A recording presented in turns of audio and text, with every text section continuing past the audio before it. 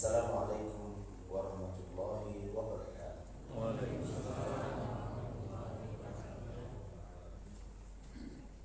Innal hamdalillah nahmaduhu wa nasta'inuhu wa nastaghfiruh wa na'udzu billahi min shururi anfusina wa min sayyiati a'malina. May yahdihillahu fala mudilla lahu wa may yudlil fala hadiya lahu. Asyhadu an la ilaha illallah wa asyhadu anna Muhammadan abduhu wa rasuluh. La nabiyya ba'da. Allahumma shalli wa sallim ala alihi wa ahlihi wa ashabihi wa man tabi'ahum bi ihsan ila yaumil qiyamah. Ya ayyuhan nasu taqu rabbakum alladzi khalaqakum min nafsin wahidah wa khalaqa minha zawjaha wa batha minhuma rijalan katsiran wa nisaa. Wattaqullaha alladzina tasaaluna bihi wal arham innallaha kana 'alaykum raqiba. Ya ayyuhalladzina amanu taqullaha wa qulu qawlan sadida yuslih lakum a'malakum wa yaghfir lakum dhunubakum wa man yuti' Allaha wa rasulahu faqad faza fawzan 'azima. Jamaah yang dimuliakan Rahman, dimuliakan Allah Azza wa Jalla, ibadur Rahman, dalam keadaan dan situasi apapun, pantas kita melantunkan syukur kepada Allah Azza wa Jalla. Ketika mendapat nikmat, apatah lagi dalam mendapat ujian. Karena tidaklah terlepas takdir dan nasib anak Adam kecuali telah berada di tangannya.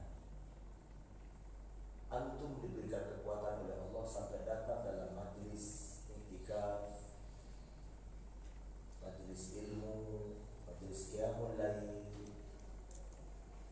dan sampai bersahur bersama adalah takdir Allah. Tentu yang menggunakan energi dan harta lebih banyak untuk datang dalam majelis ilmu dan iktikaf, insya Allah Allah berikan lebih banyak. Lebih banyak kemuliaan untuk antum, lebih banyak kebaikan untuk antum. Yang jauh tentu semakin besar pahalanya. Semakin antum berniat dengan ikhlas, semakin diterima amal soleh. Akhirnya hanya ada dua syarat amal soleh kita diterima oleh Allah SWT. Tidak ada syarat yang lain. Syarat pertama lillah, yakni ikhlas. Ikhlaskan diri antum untuk duduk ini malam ke-26.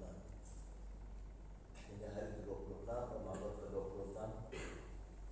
Rasanya baru semalam kita euforia menyambut Ramadan dengan mengirimkan WhatsApp, ya kan?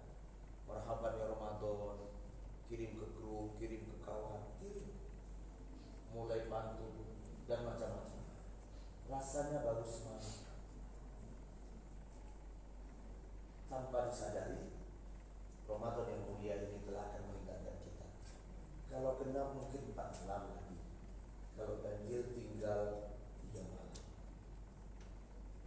Tentu boleh perhatikan lagi perbedaan antum para mukmin yang beramal dengan ilmu, muslim yang beramal dengan sangka-sangka.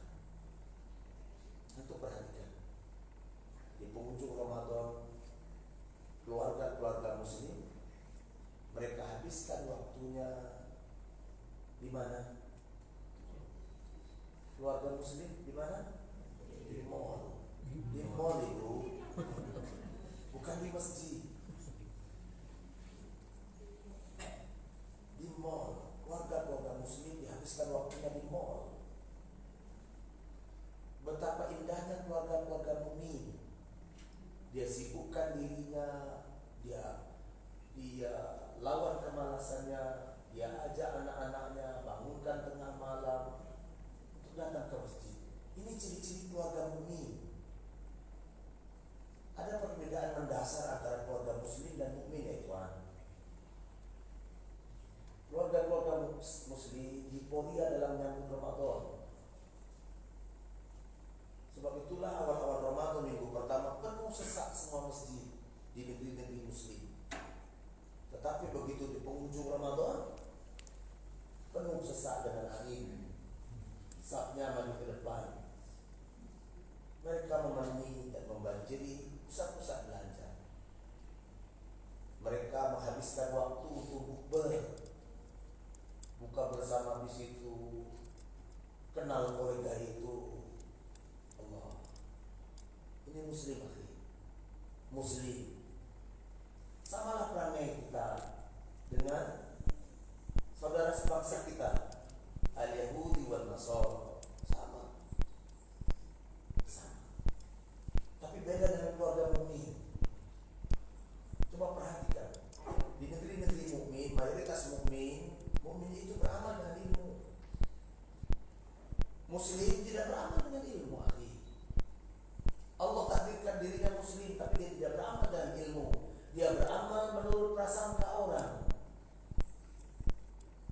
Loh, banyak loh yang lakukan ini, Ustaz. Masa sih Ustaz itu bisa salah? Masa sih orang lakukan rame-rame salah? Akhi, agama Allah itu tidak kebanyakan orang melakukan. Biarlah sedikit tapi tepat sasaran dengan dalil, maka antum selamat. Dalam majelis ilmu biasanya saya selalu gambarkan beberapa perkara-perkara penting. Itulah kita pentingnya ilmu iman. Keluarga mukmin dan negeri mukmin, Mekah, Madinah, beberapa wilayah di Jeddah, Riyadh, beberapa wilayah di Yaman, Oman, beberapa tempat di Sudan, dan beberapa masjid-masjid atau komunitas di negeri kita. Menyiapkan diri ya ikhwan, ya akhwat, menyiapkan diri dari penghujung Ramadan. Di awal Ramadan selalu sehat, biasa saja, tak punya persiapan khusus. Tetapi ketika memasuki 10 malam terakhir, apalagi sisanya tinggal 3 atau 4, rasanya Al-Quran kita belum membawa faedah, rasanya belum sempurna tadabburnya, rasanya istighfar kita belum, rasanya masih kurang munajat kita. Tapi begitu cepatnya Ramadan itu berlalu, akhi, ini pelajaran penting. Di negeri mukmin dan keluarga mukmin, mereka menyiapkan waktu, menyibukkan waktu mengakhiri Ramadan di masjid-masjid. Kenapa Ustaz mengejar Lailatul Qadar? Apa pentingnya Lailatul Qadar, Ustaz? Akhi, demi Allah, 11 bulan ke depan, apakah antum dapat kebaikan atau keburukan? 11 bulan ke depan, apakah antum sehat atau berpenyakit? Usaha antum akan maju atau tidak? Allah tentukan fi Lailatul Qadar, takdir sanawi, takdir tahunan antum. Allah tetapkan nih, ini 10 malam terakhir. Buka usaha, jadi atau tidak? Nih kesempatannya. Adukan kepada Allah, merengek padanya. Taujih begini pada malam-malam i'tikaf sebenarnya dalam sunnah tak ada. Enggak ada, akhi. Tapi apa salah dilakukan, Ustaz? Enggak salah, karena memang tidak ada larangan. Kalau dipandang perlu dan baik untuk memberikan ibrah kepada kita, maka dilakukan, dibolehkan, karena ada ulama salafus saleh kita membenarkan. Sebaik-baik muhasabah diri, sebaik-baik i'tikaf, duduk di pojok masjid sendiri di antara remang dan kelamnya malam, di antara cahaya temerang dan rasa takut, khauf diri antum, merengek, menangis, connectingkan hati antum dengan Allah Azza wa Jalla. Baca semua, ya Allah. Baca semua, ya Allah. Baca, akhi. Baca diri antum. Baca anak-anak antum, menantu antum. Baca istri antum. Ya Allah. Anak-anak, ya Allah, yang paling sulung. Ini itu, ya Allah. Semoga dia ini dan itu. Yang nomor 2 ya Allah. Yang nomor 3, ya Allah, saudara kandung saya ya Allah, abang saya ya Allah, sampai sekarang belum tersentuh wudu ya Allah. Ya Allah, ayah saya yang masih hidup ya Allah, sampai sekarang belum kenal agamamu ya Allah. Ceritakan, merengeklah. Maka rengekan antum, Allah abadikan catatan dalam catatan yang indah. Rakib akhi, takdir sanawi, ketetapan Allah tahunan ada di Lailatul Qadar. Nah, ini kesempatan indah. Kesempatan indah untuk antum bermuhasabah, introspeksi diri. Perkara paling penting yang kedua, karena waktu kita terbatas.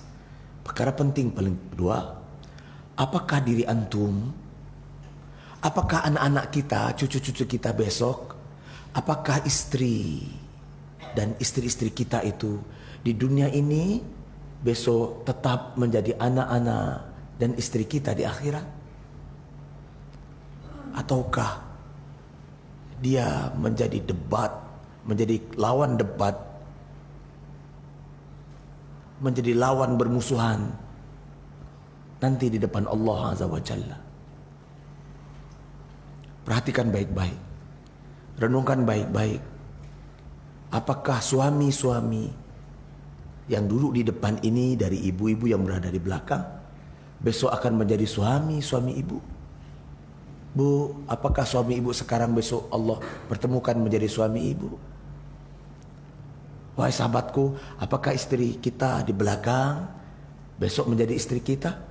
Apakah anak-anak kita yang kita sayangi, yang kita cintai, kita sekolahkan, kita didik dia dengan baik, dan kita antarkan ke perguruan tinggi hebat, besok dia menjadi bermanfaat bagi kita? Allah Azza wa Jalla menjawab ini akhi. Allah Azza wa Jalla menjawab ini. Kita telah melewati safar yang panjang setelah safar pendek. Salafus saleh di antara kita mengajarkan, tidaklah kehidupan manusia itu kecuali melewati 2 safar. Safar qarib, safar pendek, yakni alam kandungan dan dunia. Itu pendek. Tapi walaupun pendek, ditentukan kehidupan kita pada awal berikutnya dengan safar panjang ini dari kehidupan yang pendek ini. Kita sudah gunakan akhi di penghujung safar yang pendek. Entahlah siapa yang diantara kita lebih dulu. Entahlah. Tapi pasti kita akan masuki fase safar panjang yang dimulai dari pintu barzakh al-maut. Pintu barzakh. Ketahuilah safar yang panjang mulai dari barzakh. Alam kubur lebih panjang dibanding alam dunia. Dan setelah alam barzakh, kehidupan alam akhirat, setelah yaumil kiamah, hari kebangkitan, sampai Allah takdirkan dan tentukan dalam surga atau neraka, panjang dan lama. Panjang dan lama. Bekalnya di mana? Nih. Kapan waktu yang Allah berikan? Sisa umur antum. Yang sudah bagaimana Ustaz? Biarkan itu jadi catatan elok oleh rakib. Dan berusahalah menghapus catatan buruk atid. Yang pernah melakukan kemaksiatan, yang pernah berzina, yang pernah korupsi, yang pernah berdusta, yang pernah menzalimi orang lain, yang pernah semua kemaksiatan, merengeklah di sisa Ramadan 3 malam lagi atau 4 malam. Merengeklah. Agar catatan atid digantikan dengan catatan rakib. Apakah catatan rakib? Kata Ibnu Qayyim, bukankah kita bahas kemarin ada 3 cara kita menghapusnya? Ibnu Qayyim menjelaskan, salasun nahar, 3 sungai di dunia. Apa fungsi sungai? Mencuci, menghapuskan. Di dunia Allah berikan 3 cara menghapuskan semua catatan buruk. Sungai pertama adalah sungai amal ibadah dan amal soleh. Tukar keburukannya dengan amal ibadah dan amal soleh. Karena amal ibadah dan amal soleh menghapus dosa-dosa kita.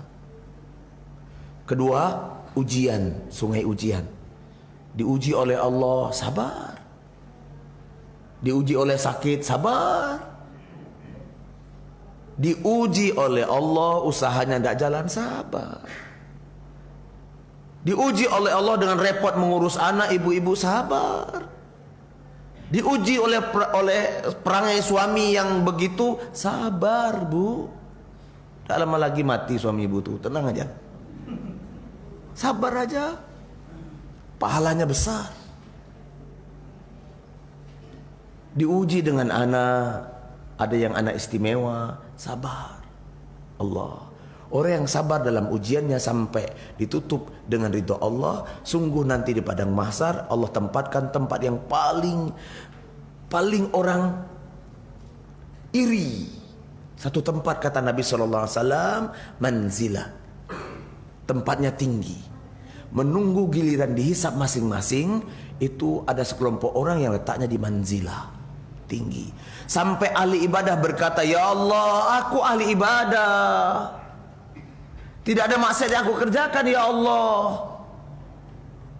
Engkau telah naungi aku dari teriknya matahari di padang mahsyar begitu dahsyat. Tapi ada orang istimewa, tinggalnya di VIP. Amalan apa, ya Allah? Kami pingin diladeni oleh para bidadari. Di dipan-dipan yang empuk, dengan makanan-makanan yang tidak ada henti, sambil menunggu giliran dihisab. Ahli ibadah minta kepada Allah. Apa kata Allah? Dia dulu di dunia melewati sungai ujian dan dia sabar.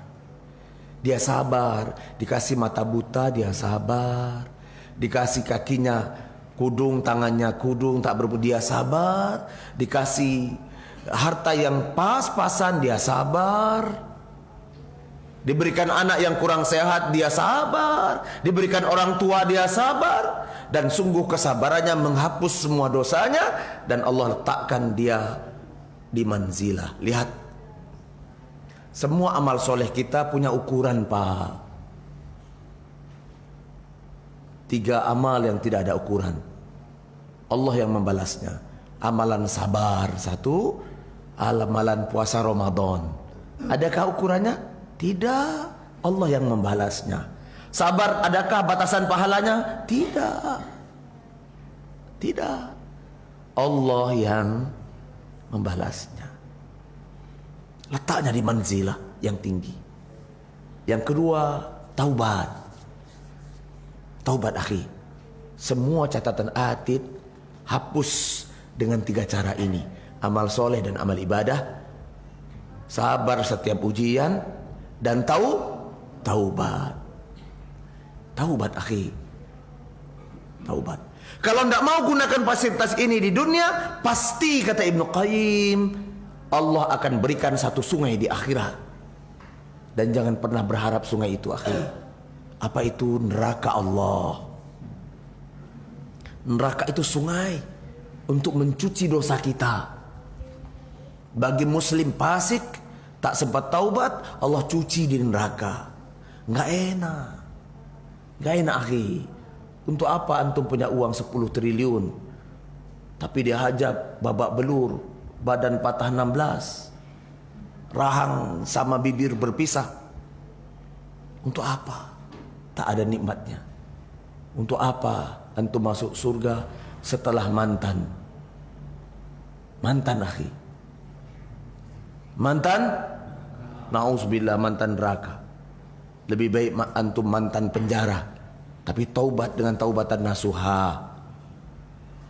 Itu lebih mulia, karena di dunia hinanya di dunia di depan manusia, tapi kalau sudah taubat mulia semulia-mulianya. Nanti di surga. Pak Daniel, mana kawan kita satu itu? Oh iya ya Ustaz, yang selalu di masjid Nurul Yakin. Nggak jumpa. Sudah lama tiba-tiba nongol dia. Ini cerita di surga nih, cak-caknya lah. Di mana kawan? Kami sudah lama nih ramai-ramai. Kamu di mana? Itulah masalahnya. Aku mampir sebentar. Tengoklah bekas badanku, lebam-lebam. Kecuali wajahnya. Di Sahih Bukhari menjelaskan, wajah orang muslim tidak akan pernah terjilat oleh api neraka. Karena setidak-tidaknya muslim pernah berwudu. Tapi badannya hangus. Ya kalau ada ahli mantan nanti masuk surga, badannya agak kelat, ya maklum lah. Jangan sempat Allah bersihkan di sungai neraka, na'udzubillah. Tidak sanggup, ikhwan. Nah akhirnya sampai kepada satu titik klimak dalam hidup kita. Titik klimak indah. Ternyata cinta kita dengan anak dan istri hanya casing saja di dunia. Casing, bung.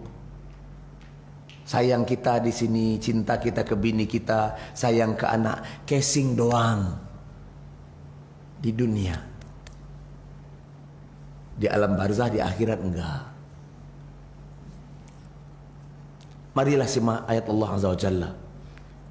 Sekurang-kurangnya ada 3-4 keluarga yang Allah kelompokkan nanti di akhirat. Pertama,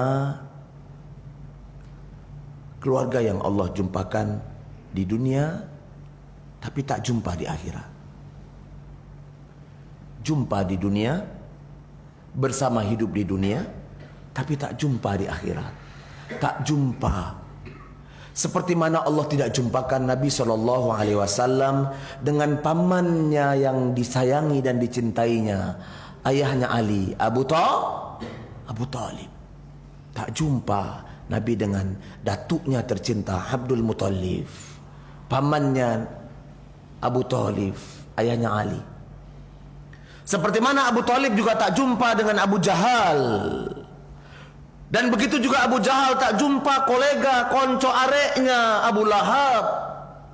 Abu Lahab pun tak jumpa dengan istri tercintanya Ummu Jamilah. Abu Lahab, Abu Jahal, Abu Talib tak jumpa dengan kolega hebatnya,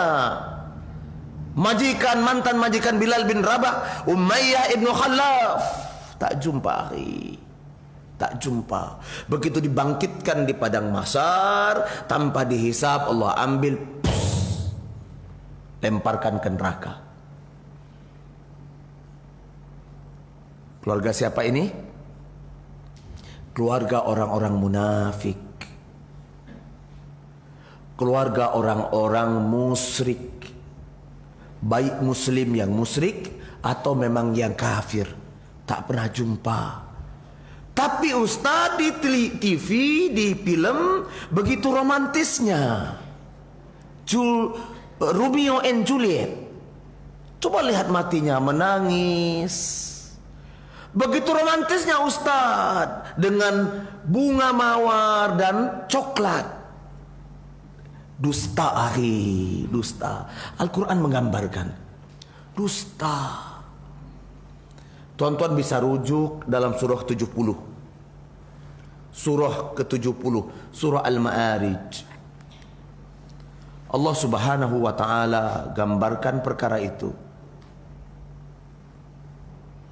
A'udzubillahi minasyaitonirrajim. Allah gambarkan dalam surah Al-Ma'arij ayat 10, 11, 12, 13, 14.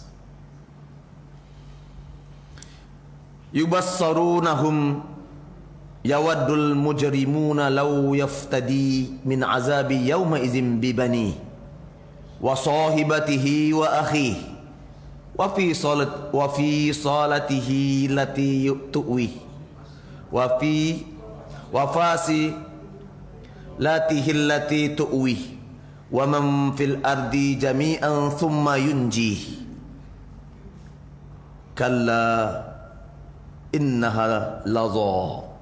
Akhi, orang-orang yang Allah takdirkan punya kesempatan sekali saja hidup, sedang mereka saling melihat pada hari itu, orang-orang yang berdosa di sekitarnya, dia berkata, aku akan tebus. Ya Allah, aku punya orang tua. Ketika itu kita ingin nebus. Para musyrik dan orang munafik ingin menebusnya. Ya Allah, aku punya orang tua, aku punya ayah. Siksa ayahku. Aku punya ibu, ya Allah, siksa ibuku. Aku punya istri, beberapa, siksa istri-istriku. Aku punya anak yang banyak, ya Allah, siksa semua anakku. Aku punya teman, kolega, kenalan, mitra, siksa mereka, ya Allah. Satu permintaanku, ya Allah, jangan siksa aku. Akhi, golongan pertama jumpa di dunia, tak jumpa di akhirat. Mereka menggunakan orang-orang tercinta dan terdekatnya sebagai penebus dirinya. Nauzubillah. Semoga kita bukan golongan yang pertama ini. Yang kedua, golongan yang kedua tidak pernah jumpa di dunia, tidak pernah bersama, tetapi Allah takdirkan bersama di akhirat. Siapa dia? Kekasih kita, Nabi Muhammad sallallahu alaihi wasallam. Siapa dia? Orang-orang soleh. Nanti di akhirat tuan-tuan akan mencintai dan menyayangi orang-orang soleh yang tak pernah tuan-tuan kenal. Orang-orang benar yang tak pernah tuan-tuan jumpa. Insya Allah Haji O'oi akan jumpa orang yang penuh semangat dalam dakwah, dalam menghidupkan rumah-rumah Allah dengan sahabat Haji O'oi. Mungkin di Palestina, mungkin di Tunisia, mungkin di Malaysia, di Brunei, mungkin di Eropa, yang spirit dan semangatnya sama dengan tuan-tuan untuk menegakkan agama Allah. Besok Allah jumpakan dalam satu tempat, dalam satu kumpulan, dan Allah kelompokkan berdasarkan kesolehannya. Ketika itu saling menyintai. Allah gambarkan ini dalam surah An-Nisa ayat 69. Tuan-tuan bisa buka dan rujuk. Ini, sorry, warnanya pink. Sebenarnya saya tidak suka, tapi ini miliknya bini. Saya berasa bangga juga gunakan punya ini. Warnanya pink, pinky. Tumben Ustadz kok romantik sekali, enggak? Ternyata dia senang kalau dipakai, Pak. Panglima, begitu caranya untuk menyenangkan istri. Itu salah satu diantaranya. Aset propertinya itu ikut kita nikmati. Allah, Haji O'oi senyum dia. Surah An-Nisa ayat 69. Lihat, wa may yuti Allah wa rasulahu fa ulaika ma'al ladina an'ama 'alaihim minan nabiyyin. Lihat, dari kalangan nabi, wasiddiqin, orang-orang yang benar dalam syariat, wasyuhada wassolihin.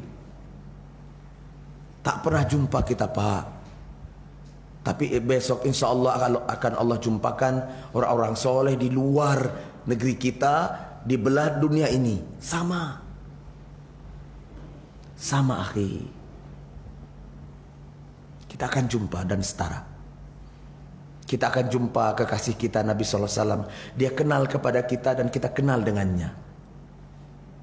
Golongan kedua. Pertama tadi apa? Berjumpa di dunia, tidak jumpa di akhirat.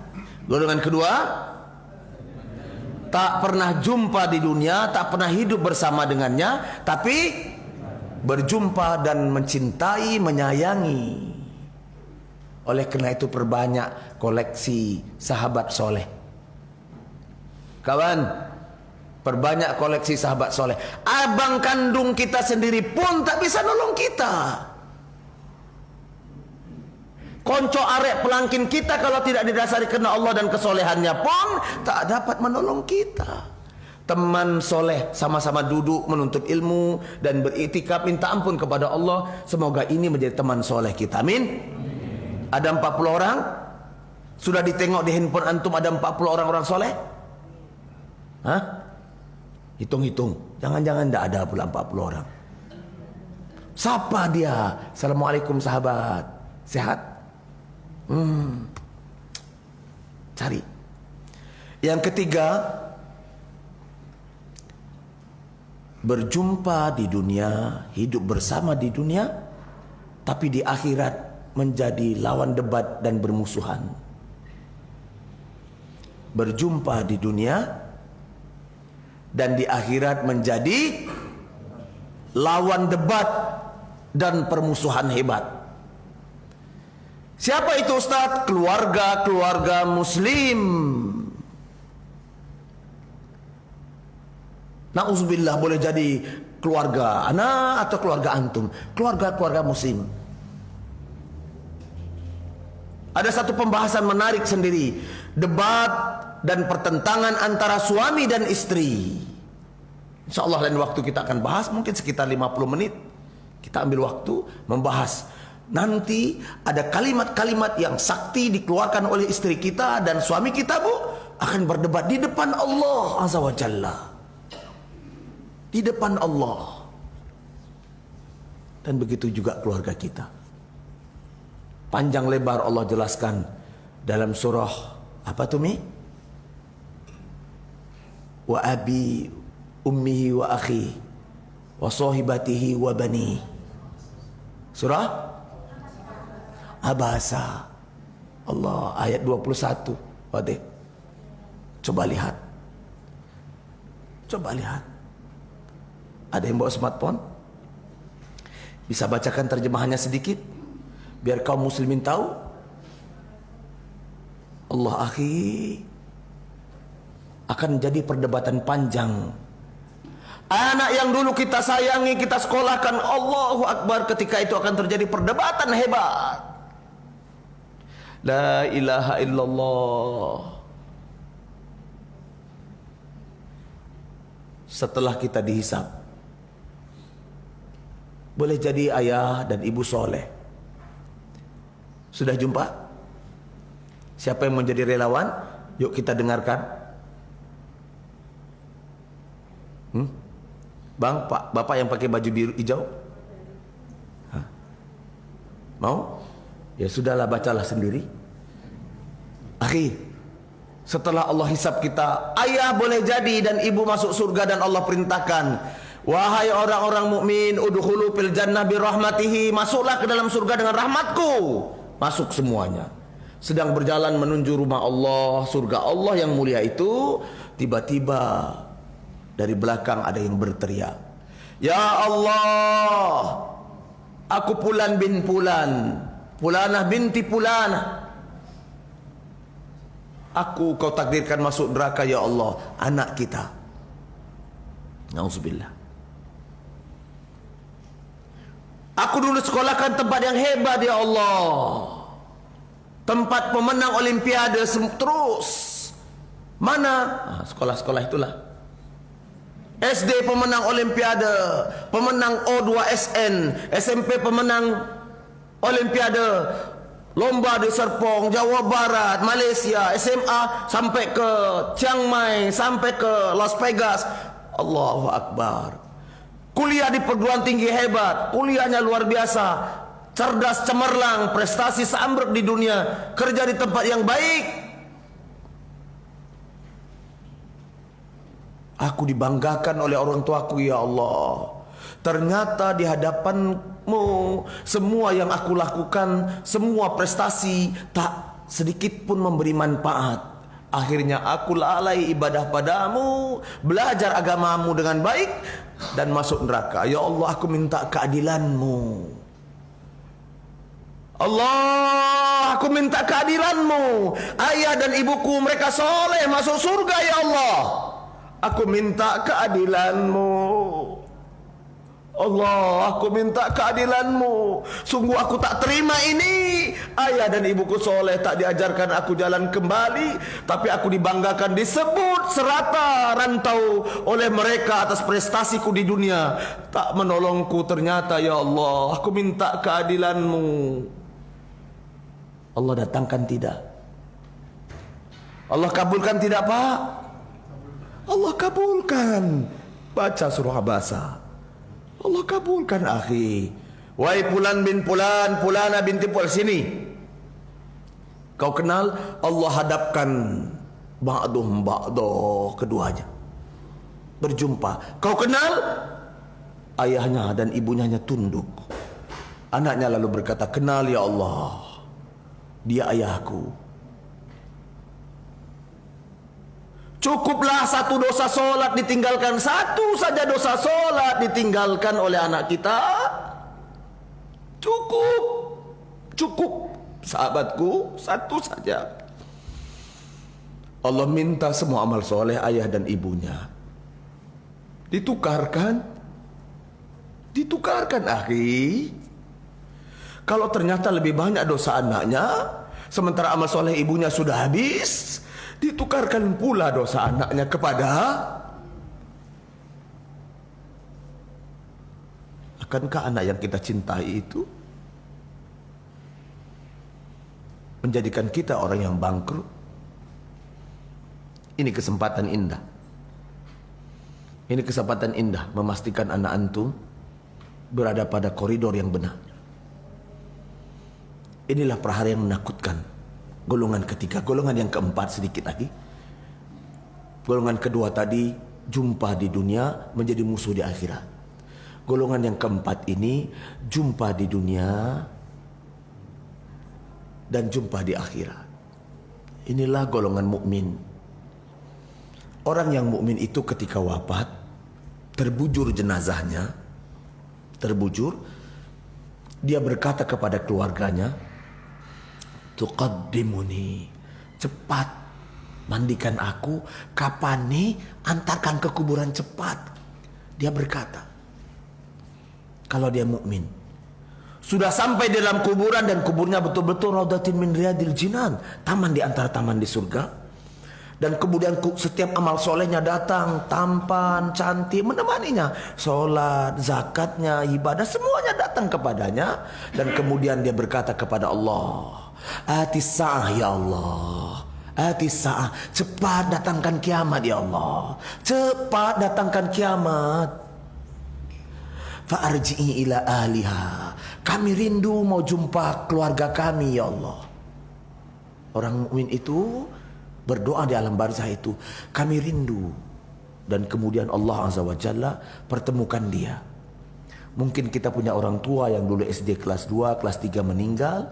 Betapa indahnya kita jumpa dengan ayah kita yang sudah lama. Betapa eloknya kita jumpa dengan ibu kita yang kita cinta yang sudah lama, rindu kita padanya. Dan Allah jumpakan itu. Allah gambarkan itu dalam surah At-Tur. Dalam surah At-Tur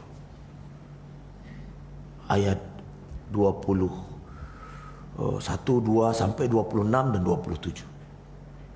6 ayat itu menggambarkan betapa indahnya pertemuan itu, akhir. Sungguh Allah jumpakan mereka dua-dua berhadapan, saling bersayang. Anak jumpa sama ayah, ayah jumpa kepada mama, mama jumpa kepada suami, jumpa kepada abang adik. Allah Akbar, indah. Cukupkah itu? Tidak. Tidak. Allah berikan sesuatu yang lebih indah dari itu. Mereka dilayani lu'lu'il maknun. Pelayan itu seperti mutiara-mutiara berkilau. Kinclong, Pak. Pak, kinclong. Bapak kalau ada pembantu di rumah cantik, kalah cantiknya. Oh, enggak ada seberapa lah, Pak. Berkilau, Pak. Berkilau. Allah. Saking berkilaunya, kata Nabi SAW, kalau pakai hijab, pakai tutup nampak. Minum air sirup itu turunnya nampak. Allah. Betisnya Pak. Ustaz kok porno? Tidak, ini hadis menjelaskan Al-Quran. Nampak. Kinclong Pak, maknun. Untuk bapak itu. Untuk bapak. Menunggu bapak di surga. Dilayani. Pelayan-pelayan yang begitu luar biasa. Para bidadari. Akhi, cukupkah tidak dikasih buah-buahan yang berlipat ganda, terus-terus dikasih nikmat sampai Allah jumpakan dalam kemuliaan. Nah, saya potong sajalah. Mana yang lebih baik? Mana yang lebih baik? Golongan pertama jumpa di dunia, tak jumpa di akhirat. Golongan kedua tak jumpa di dunia tapi bertemu di akhirat. Golongan ketiga berjumpa di dunia tapi menjadi lawan debat dan permusuhan di akhirat. Golongan keempat berjumpa di dunia juga jumpa di akhirat. Mana yang baik? Golongan keempat dan kedua. Pastikan keluarga kita berada di golongan keempat dan kedua. Amin Allahumma. Itu barangkali ibrah, pasang target agar tuan-tuan dapatkan golongan kedua dan keempat. Pastikan suami antum, antuna adalah suami di dunia dan akhirat. Abu Darda berwasiat kepada bininya, kalau engkau ingin menjadi istriku di akhirat, jangan menikah selain diriku. Setelah Abu Darda wafat, istrinya tidak mau menikah. Betul-betul tidak mau menikah. Sampai Muawiyah bin Abu Sufyan melamar. Muawiyah bin Abu Sufyan itu gantengnya setengah mati, kaya, raja lagi. Apa kata istrinya? Tidak, aku akan tetap menunggu suamiku Abu Darda. Allah. Kalau tak punya suami bagaimana Ustadz? Di akhirat besok dijodohkan dengan orang yang setara dengannya. Ustadz, kalau punya suami tapi sudah 3 kali nikah. Suami pertama meninggal, suami kedua meninggal, suami ketiga meninggal juga. Kini janda Ustadz. Ketiga-tiganya suaminya soleh, masuk surga. Siapa suaminya? Siapa kira-kira? Suami terakhir katanya. Oh ya, ada yang bilang begitu. Kata Allah, Allah suruh pilih. Pilih yang mana? Yang bule pendek gapuk tapi baik hati, yang tinggi jangkung putih tapi romantis, yang biasa-biasa krempeng tapi elok budi perangai, elok mengecek tidak pernah, asal minta piti dompet dikasih jopin ATM. Mana yang pilih? Ibu-ibu lah yang milih. Allahu Akbar. Semoga kita jadi keluarga di dunia dan akhirat. Terima kasih.